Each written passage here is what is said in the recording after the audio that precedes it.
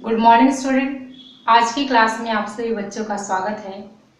आज हम सहसंयोजक बंध के प्रकारों के बारे में अध्ययन करेंगे, जिसमें हम एकल सहसंयोजक बंध, द्विसहसंयोजक बंध और त्रिसहसंयोजक बंध के बारे में अध्ययन करेंगे।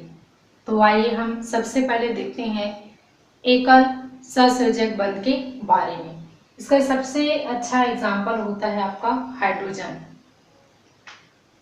हाइड्रोजन परमाणुओं के मध्य में एकल बंध जो है मतलब पाया जाता है।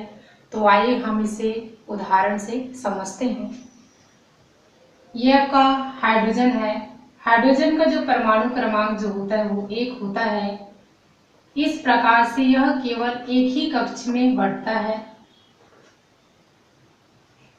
यानी कि हाइड्रोजन के पास में है ना केवल एक इलेक्ट्रॉन जो है मौजूद होता है। अब यहाँ पर देखते हैं हम इलेक्ट्रॉन के रूप में हम इसे कैसे प्रदर्शित कर सकते हैं। ये आपका हाइड्रोजन परमाणु है और इस हाइड्रोजन परमाणु के पास में एक इलेक्ट्रॉन है। उसी प्रकार से यहाँ पर दूसरा हाइड्रोजन परमाणु है जिसके पास एक इलेक्ट्रॉन है। अब देखेंगे ये दोनों जो है इलेक्ट्रॉन का क्या करते हैं, साझेदारी करते हैं और साझेदारी करने से है ना क्या बनता है आपका सहसंयोजक बंध का निर्माण जो है होता है। तो आइए देखते हैं। हाइड्रोजन परमाणु के पास में एक इलेक्ट्रॉन है, ये दूसरा हाइड्रोजन परमाणु है, ठीक है। तो ये दोनों है ना, जैसे कि ये हाइड्रोजन है, इसके पास एक इलेक्ट्रॉन है। तो यहाँ पर आप देखेंगे कि हाइड्रोजन का जो प्रथम कक्ष है उसमें अपना अष्टक पूर्ण करने के लिए है ना कितना इलेक्ट्रॉन की जरूरत होगी, एक इलेक्ट्रॉन की। यानी कि पहले कक्ष में कितना इलेक्ट्रॉन होता है, 2 इलेक्ट्रॉन होता है, लेकिन हाइड्रोजन के पास में केवल कितना इलेक्ट्रॉन है, केवल एक ही इलेक्ट्रॉन है। तो अपना अष्टक पूर्ण करने के लिए है ना इसको कितना इलेक्ट्रॉन चाहिए, वो एक इलेक्ट्रॉन चाहिए। तो इलेक्ट्रॉन जो है किसे लेता है, वो दूसरे हाइड्रोजन से क्या करता है, ग्रहण करता है। तो यहाँ पर देखेंगे कि यहाँ पर क्या हो रहा है, इलेक्ट्रॉन का साझेदारी होता है। तो यहाँ पर देखेंगे ये जो हाइड्रोजन परमाणु है अपना अष्टक पूर्ण करने के लिए दूसरे हाइड्रोजन के इलेक्ट्रॉन के साथ में साझेदारी करता है। उसी प्रकार से दूसरा जो हाइड्रोजन परमाणु होता है इसके पास भी एक इलेक्ट्रॉन है, तो ये अपना अष्टक पूर्ण करने के लिए पहले वाले हाइड्रोजन के साथ में क्या करेगा, एक इलेक्ट्रॉन का साझेदारी करेगा।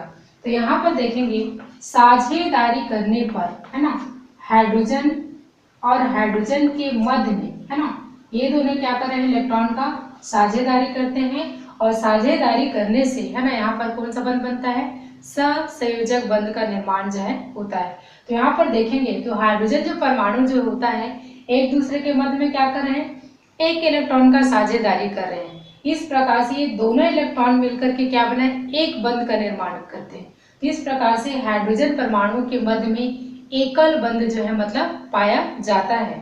तो यह है आपका एकल सहसंयोजक बंध के बारे में है ना, जिसमें आपका क्या होता है, हाइड्रोजन परमाणु के मध्य में एक इलेक्ट्रॉन साझेदारी करके है ना एकल सहसंयोजक बंध का निर्माण जो है करते हैं।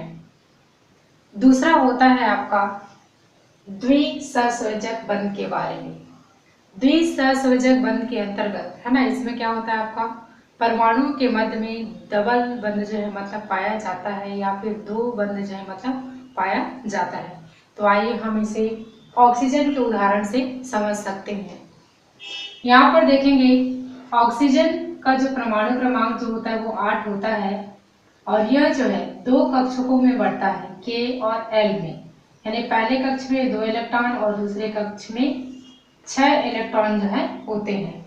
अब यहाँ पर देखेंगे कि ऑक्सीजन का जो अंतिम कक्ष है ना उसमें कितने इलेक्ट्रॉन है, 6 इलेक्ट्रॉन है। 6 इलेक्ट्रॉन है तो इसको अपना अष्टक पूर्ण करने के लिए है ना कितने इलेक्ट्रॉन की आवश्यकता है, 2 इलेक्ट्रॉन की आवश्यकता जो है होती है। तो देखेंगे यहाँ पर किस प्रकार से ये क्या होता है आपका ऑक्सीजन परमाणु मिल करके है ना क्या बनते हैं, ऑक्सीजन के एक अणु का निर्माण जो है करते हैं। तो यहाँ पर देखेंगे ये आपका ऑक्सीजन हो गया। ऑक्सीजन के अंतिम कक्ष में 2 इलेक्ट्रॉन की आवश्यकता है। उसी प्रकार से ये दूसरा ऑक्सीजन परमाणु, इसके पास भी कितना इलेक्ट्रॉन है, 2 इलेक्ट्रॉन है अंतिम कक्ष में। तो यहाँ पर देखेंगे ये O2 है ना, O2 यानी ऑक्सीजन का एक अणु बना, यहाँ पर किस रूप में है, परमाणु के रूप में है, ठीक है, इसलिए यहाँ पर 2 लिए। अब देखेंगे ये दोनों जो है ना साझेदारी करके, तो यहाँ आप लिख सकते हैं आप ये ऑक्सीजन के 2 इलेक्ट्रॉन के रूप में और ये ऑक्सीजन के पास में 2 इलेक्ट्रॉन। यहाँ पर देखेंगे है ना कि ये दोनों किस प्रकार से इलेक्ट्रॉनों की साझेदारी करते हैं। दोनों ही ऑक्सीजन को है ना, यानी कि इसके पास में अभी लिख देते हैं इसका इलेक्ट्रॉनिक विन्यास 2 और 6 में है, और यहाँ पर भी क्या है आपका 2 और 6 है। दोनों ऑक्सीजन को है ना क्या आवश्यकता है, अंतिम कक्ष में 6 इलेक्ट्रॉन है, यानी अपने अष्टक पूर्ण करने के लिए 2 इलेक्ट्रॉन की आवश्यकता है। तो यहाँ पर देखेंगे ये जो ऑक्सीजन परमाणु जो होते हैं है ना, इसके 2 इलेक्ट्रॉन का क्या करते हैं, साझेदारी करते हैं। उसी प्रकार से दूसरा जो ऑक्सीजन परमाणु है, ये 2 इलेक्ट्रॉन का क्या करते हैं, साझेदारी करते हैं, और दोनों जो है साझेदारी करके क्या करते हैं, एक बंध का निर्माण करते हैं। ये हम इसे देख सकते हैं इस प्रकार से, ये आपका ये ऑक्सीजन, तो ये दोनों अपने इलेक्ट्रॉन का साझेदारी करके क्या बनाते हैं, एक बंध का निर्माण करते हैं। उसी प्रकार से ये दोनों इलेक्ट्रॉन का साझेदारी करके क्या करते हैं, एक और बंध का निर्माण करते हैं। इस प्रकार से ऑक्सीजन परमाणुओं के मध्य में है ना द्विबंध जो है मतलब पाया जाता है। तो इस प्रकार से है ना क्या होता है आपका, एक ऑक्सीजन अणु का क्या होता है, निर्माण जो है होता है। तो इस प्रकार से ऑक्सीजन और ऑक्सीजन के मध्य में या ऑक्सीजन परमाणुओं के मध्य में है ना द्विबंध या फिर डबल बंध जो है मतलब पाया जाता है। तीसरा हम देखेंगे त्रिसहसंयोजक बंध के बारे में। इसका सबसे अच्छा उदाहरण जो होता है वो नाइट्रोजन होता है, यानी कि नाइट्रोजन परमाणुओं के मध्य में क्या होता है आपका त्रिबंध जो है मतलब पाया जाता है। त्रिबंध का मतलब होता है क्या, परमाणुओं के मध्य में है ना 3 बंध का क्या होता है, निर्माण जो है होता है। तो इसमें आपको उदाहरण जो है आपका क्या है, नाइट्रोजन है, जिसमें त्रिबंध जो है मतलब पाया जाता है। तो आइए हम इसका उदाहरण से समझते हैं। जैसे कि देखेंगे नाइट्रोजन जो होता है, इसका परमाणु जो क्रमांक जो होता है आपका क्या होता है, 7 होता है। ये जो है 2 कक्षकों में बढ़ता है, K और L में। पहले कक्ष में 2 इलेक्ट्रॉन और दूसरे कक्ष में 5 इलेक्ट्रॉन। इसको अपना अष्टक पूर्ण करने के लिए है ना कितने इलेक्ट्रॉन की आवश्यकता होती है, 3 इलेक्ट्रॉन की आवश्यकता होती है। तो यहाँ पर देखेंगे 2 नाइट्रोजन परमाणु मिलकर के है ना नाइट्रोजन का एक अणु का क्या करते हैं, निर्माण जो है करते हैं। तो देखते हैं, आइए ये नाइट्रोजन है, नाइट्रोजन के अंतिम कक्ष में कितने इलेक्ट्रॉन की आवश्यकता है, ये 3 इलेक्ट्रॉन की आवश्यकता है। इसी प्रकार से ये दूसरा नाइट्रोजन परमाणु, इसके भी अंतिम कक्ष में कितने इलेक्ट्रॉन है, 3 इलेक्ट्रॉन होता है। तो यहाँ पर देखेंगे ये आपका नाइट्रोजन परमाणु इस प्रकार से। तो इसी प्रकार से है ना इसमें भी क्या करते हैं, दोनों नाइट्रोजन परमाणु हैं, तो इसके अंतिम कक्ष में है ना 5 इलेक्ट्रॉन है, इसके भी अंतिम कक्ष में 5 इलेक्ट्रॉन है। अब दोनों नाइट्रोजनों को क्या है आपका 3-3 इलेक्ट्रॉन की आवश्यकता होती है।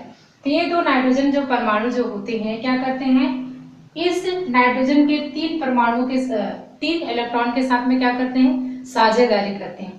उसी प्रकार से आपका नाइट्रोजन जो है ना दूसरा जो नाइट्रोजन होता है वो इस नाइट्रोजन के 3 इलेक्ट्रॉन के साथ में क्या करते हैं, साझेदारी करते हैं, और इस प्रकार से दोनों नाइट्रोजन परमाणुओं का अष्टक जो है क्या हो जाता है, पूर्ण हो जाता है। इस प्रकार से है ना नाइट्रोजन के मध्य में क्या होता है, ये दोनों इलेक्ट्रॉन मिलकर के एक बंध, ये दोनों इलेक्ट्रॉन मिलकर दूसरा बंध, ये दोनों इलेक्ट्रॉन मिलकर ये तीसरा बंध। इस प्रकार से नाइट्रोजन परमाणुओं के मध्य में त्रिबंध जो है मतलब पाया जाता है, और इस प्रकार से ये जो है क्या करते हैं आपका N2 अणु का क्या करते हैं, निर्माण जो है करते हैं।